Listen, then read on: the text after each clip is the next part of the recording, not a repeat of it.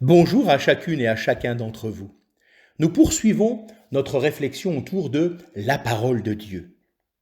Et je voudrais lire et partager 1 Samuel 15 au verset 22.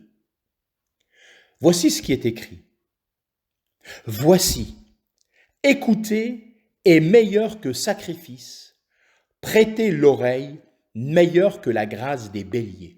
Dans une autre version, il est dit, l'obéissance vaut mieux que le sacrifice. Se soumettre à la parole de Dieu. L'une de nos plus grandes difficultés est d'avoir affaire à des personnes qui ne semblent pas avoir la moindre idée de la nécessité de se soumettre en toute chose à l'Écriture.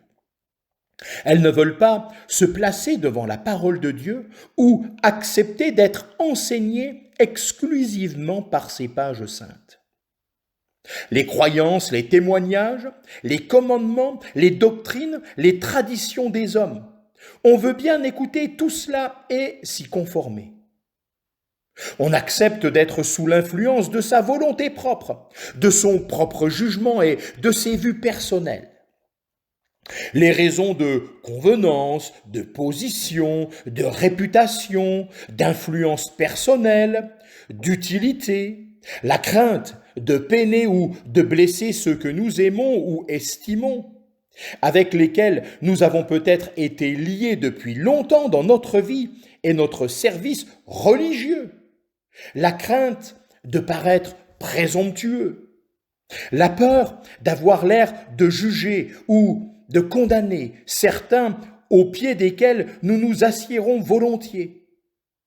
Tout cela exerce une réelle et mauvaise influence sur l'âme et nous empêche de nous soumettre à l'autorité suprême de la parole de Dieu. Oh, que le Seigneur veuille, dans sa grâce, stimuler nos cœurs à l'égard de ce sujet important.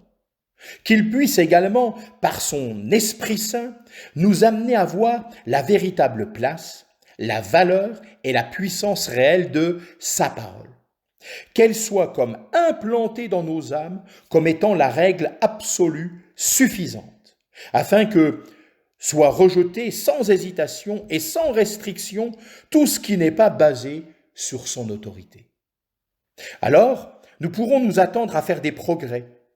Notre sentier sera comme le sentier du juste, dont la lumière va croissant jusqu'à ce que le plein jour soit établi. Proverbe 4, verset 18. En tout ce qui nous concerne, nos habitudes, la façon de nous conduire, nos associations, notre position et notre service, nos actions, les lieux que nous fréquentons et ceux où nous n'allons pas. Ne soyons jamais satisfaits jusqu'à ce que nous puissions réellement dire que nous avons l'approbation de la parole de Dieu et la lumière de la présence de Dieu sur notre vie. Oh, que Dieu vous bénisse richement.